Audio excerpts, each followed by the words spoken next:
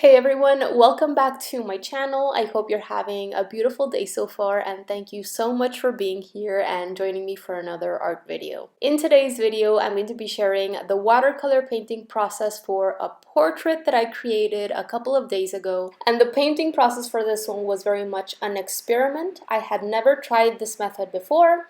What I wanted to try out was basically create a very quick preliminary underpainting using blues to kind of lay down a sort of indication for the different values, so the darkest darks and midtones and lights.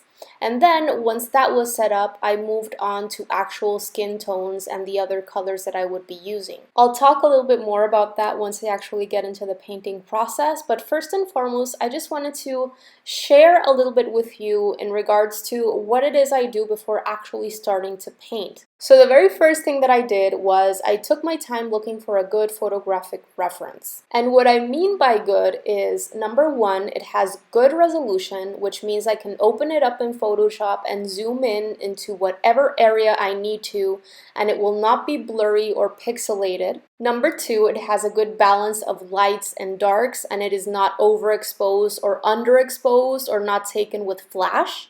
And the reason why this is so important, I find, especially when you're drawing faces, is because if you're not able to tell where the lightest lights are, if you're not able to tell a wide range of midtones, and you're not able to tell where the darkest darks are, you're going to have no clue as to where to replicate them, and you're not going to be able to create a sense of three-dimensional form. The face and the human head are a very complex structure, and each individual facial feature is a very complex structure in and of itself, made up of a huge variety of planes. And if you're using a photo that is taken with flash or a very overexposed photo, those really flatten everything out and you don't have any clues as to how to create your different values. And the number three tip that I will give you, especially for those of you just starting to know about facial proportions and how to draw a believable human face,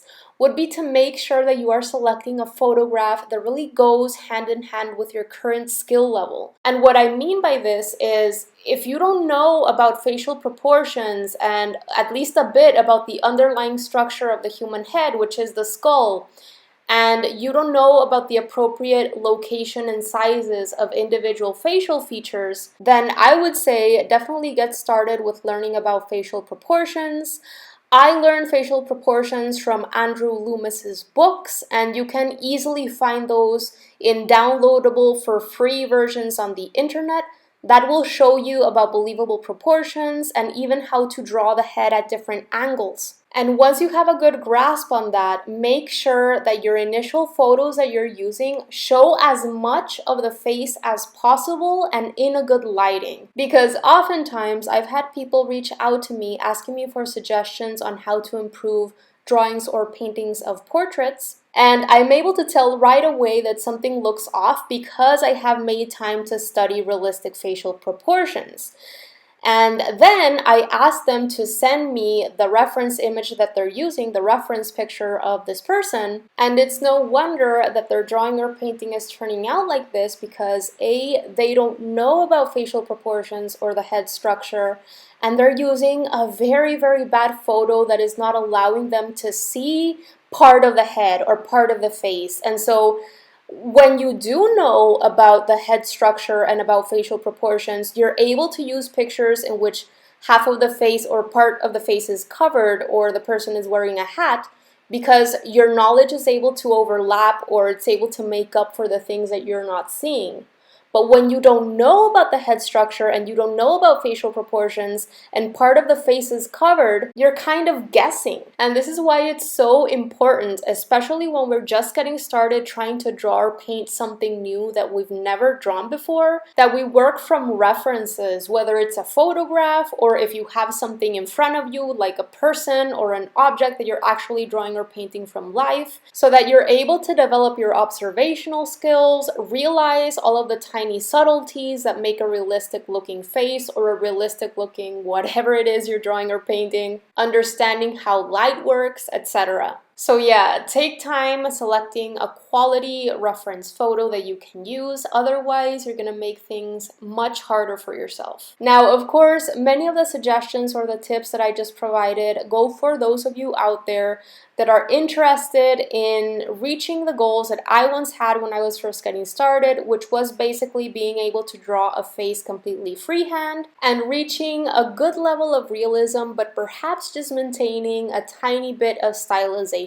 And the reason why I say this is because I know that there are a lot of beginners out there and even more skilled artists out there that enjoy using grids. And there's absolutely nothing wrong with this. There is no right or wrong way to go about doing anything in art. If you like to go that route, then please go ahead. For me, my goal was to be able to draw a face freehand and completely from scratch. Alright, so now that I have finished up with those initial tips, I just want to let you know what I did to kind of transfer my drawing onto my piece of watercolor paper in order to get started with the painting process. Once I had my reference picture open on my computer screen, I grabbed one of my sketchbooks and I got to work on my preliminary sketch. If you'd like to know more about how I personally go about drawing faces, I uploaded a video a couple of weeks ago, I think, in which I take you through the actual drawing process. I'm going to make sure to leave a link to that video down below in the description box in case you want to go and check it out. Once I had my general outline sketch created and I thought it looked pretty good, I had a very close look at my reference picture and I pinpointed highlights, midtones, and darkest values. And I did a very quick kind of cross-hatching method to indicate in a very general way, in a very quick way, by no means a finalized drawing, just a very basic reminder for me to know where these are going to be developed throughout the painting process. Especially when it comes to watercolor, and I have mentioned this in so many past tutorials, it's very, very important that you observe your reference picture before actually getting started with the painting process and pinpoint those highlights, because those are areas that you have to keep protected throughout the entire painting process. The moment you start adding pigment into these areas, you may or may not be able to lift some of it up, depending on your type of paint and paper that you're using and the quality of your supplies. But it's going to be very, very difficult to get back to the whiteness the paper once had. So be very, very careful with that. And yes, of course, there are a lot of artists out there that create beautiful paintings and they actually bring in white gouache or white paint pen at the end to add in those highlights.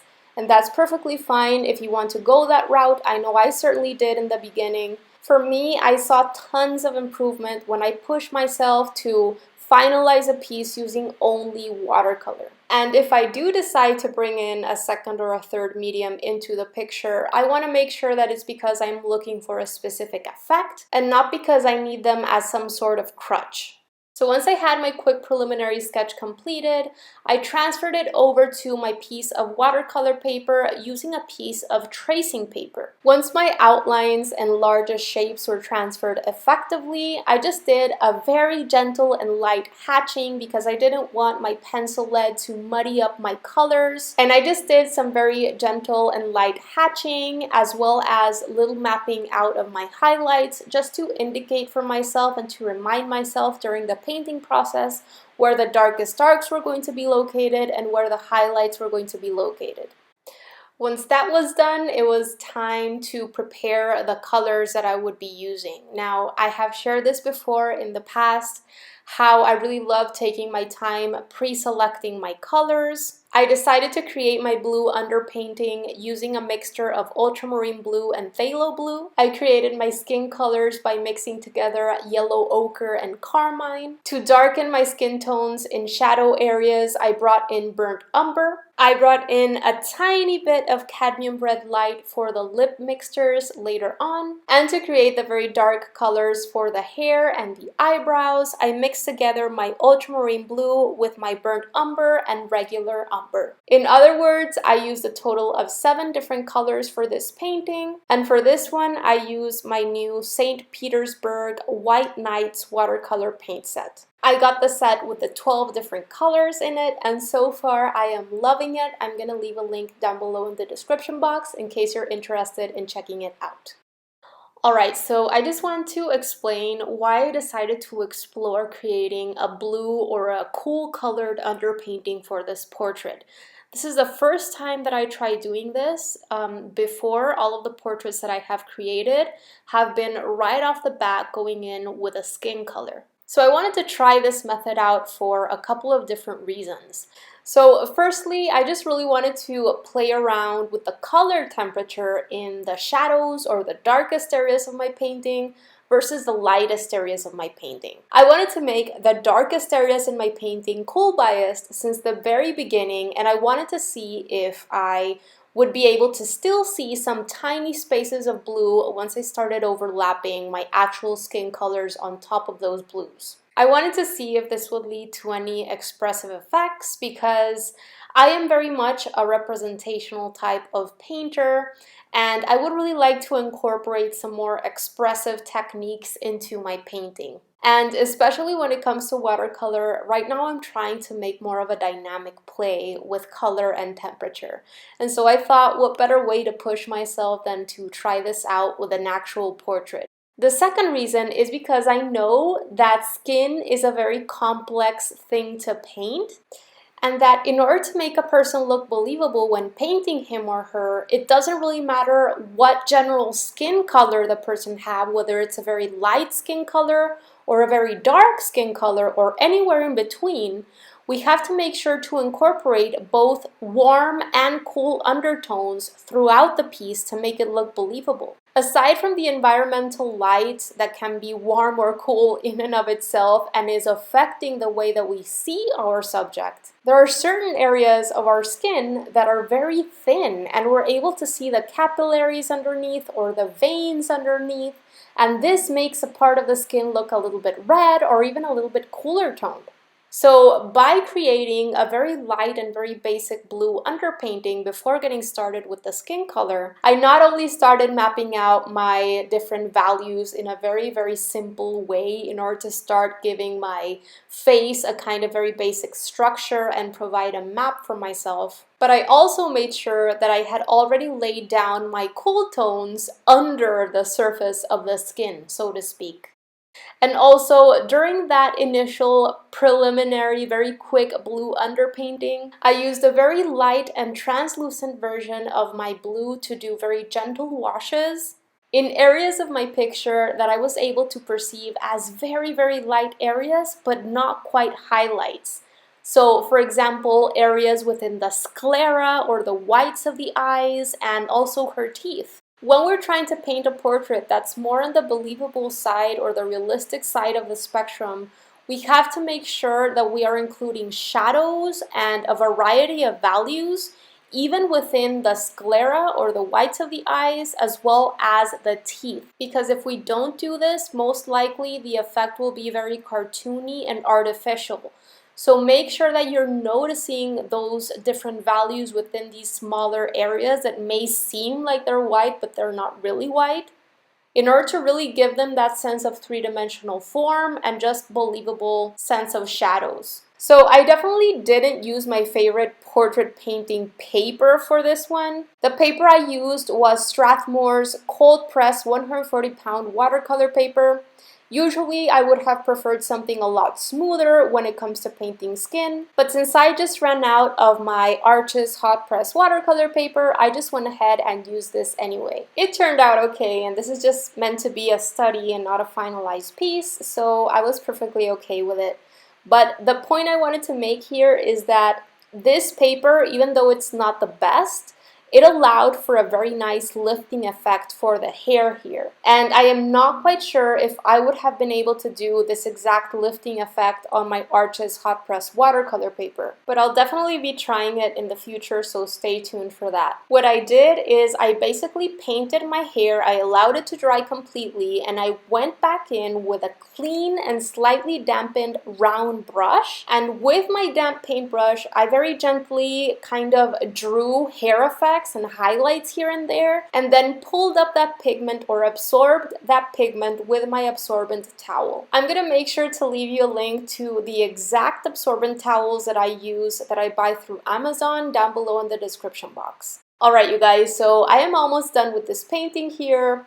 I want to thank you very much again for joining me for today's video. I hope that you got something from this or that you were inspired to go and try something out for yourself. If you have any questions for me at all, make sure to leave them down below in the comment section and I'll get back to you as soon as I can. If you enjoyed this video, please, please, please give it a thumbs up because it really helps my channel get in front of more people and it makes a huge difference. Also, don't forget to subscribe so that I can see you next Friday. I share new videos every single week and I would absolutely love to have you here as part of this growing art community. I'm going to leave a couple of extra videos right here that you can go and check out next. Thank you guys so much and talk to you soon.